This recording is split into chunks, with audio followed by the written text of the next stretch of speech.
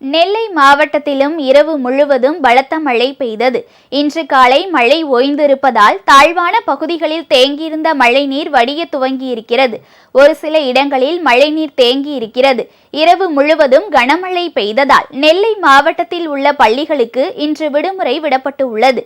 நெல்லை மாவட்ட மழை நிலவரம் குறித்த தகவல்களை தருகிறார் எமது செய்தியாளர் கணபதி. தமிழகத்தில் வடகிழக்கு பருவமழை தீவிரமடைந்துள்ளதால் பல்வேறு மாவட்டங்களில் கனமழை பெய்து வருகிறது. நெல்லை மாவட்டத்தில் கடந்த 3 தினங்களாக கடுமையான வெயில் அடித்து வந்த நிலையில் நேற்று இரவு முதல் விடிய இடி மின்னலுடன் கனமழை பெய்தனர். இதனால் நெல்லை, வண்ணாரப்பேட்டை, நெல்லை டவுன் 4 ரத வீதிகள் மற்றும் நெல்லை சந்திப்பு பேருந்து நிலையம் ஆகிய தாழ்வான பகுதிகளில் மழைநீர் தேங்கியுள்ளதால் பொதுமக்கள் மிகுந்த அவதிக்குள்ளாகியுள்ளனர். தற்போது மழை நின்றுவிட்டதால் சாலைகளில் தேங்கியுள்ள மழைநீர் படிப்படியாக குறைந்து வருகிறது. இரவில் பெய்த கனமழையின் காரணமாக நெல்லை மாவட்டத்தில் மாவட்ட நிர்வாகம் பள்ளிகளுக்கு விடுமுறை அளித்துள்ளது.